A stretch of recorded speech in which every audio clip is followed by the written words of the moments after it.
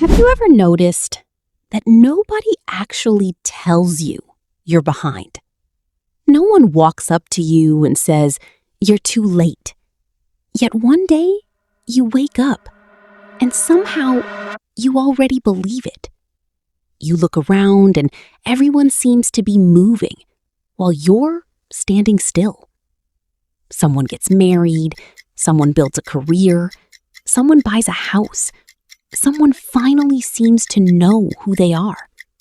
And then, without even realizing it, their life becomes evidence that yours is falling apart. But here's the question. Who decided you were behind? Welcome to the inner room. Let's go deeper. Most people think this feeling begins when they open social media. It doesn't. It begins the moment your brain starts believing that life has a schedule that says, by this age, you should have a career, a partner, a purpose, a plan. And every year that doesn't look the way you imagined doesn't just feel different. It feels wrong.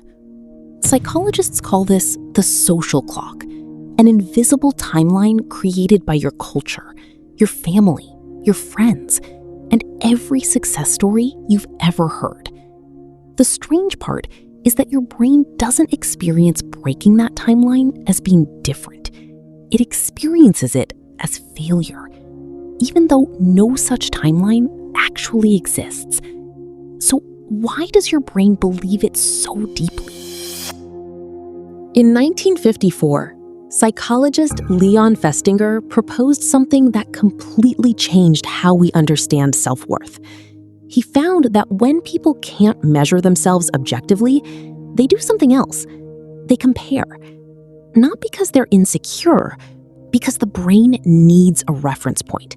It wants to know, am I doing well? Am I normal? Am I enough? And when it can't answer, it looks sideways. Thousands of years ago, that meant comparing yourself to a small tribe. Today, your brain compares your ordinary Tuesday to thousands of people's greatest moments every single day. The brain thinks it's searching for information, but it's actually collecting proof that you're falling behind. Except none of those comparisons are fair. So why does the feeling still refuse to leave? Because after a while, you stop comparing your achievements. You start comparing your identity. You no longer think, I'm behind. You think, I am the kind of person who always falls behind. That's the moment the pain becomes dangerous. Because every new success you see no longer inspires you. It confirms the story you already believe. Psychologists call this confirmation bias. Once your brain accepts an idea, it begins searching for evidence to protect it, not to challenge it.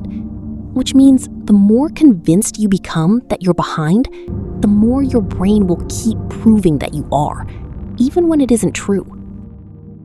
Maybe the question was never, am I behind? Maybe the real question is, behind who? Behind people who had different opportunities, different families, different fears, different timing, different lives. You were never meant to live their timeline. The problem isn't that you failed.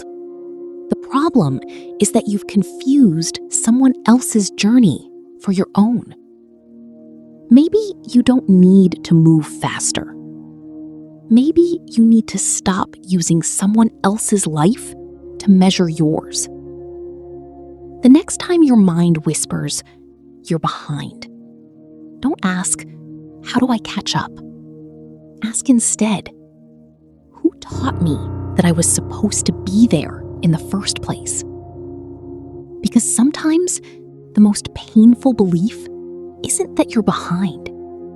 It's that you never questioned the clock you've been living by. This is the work of the inner room.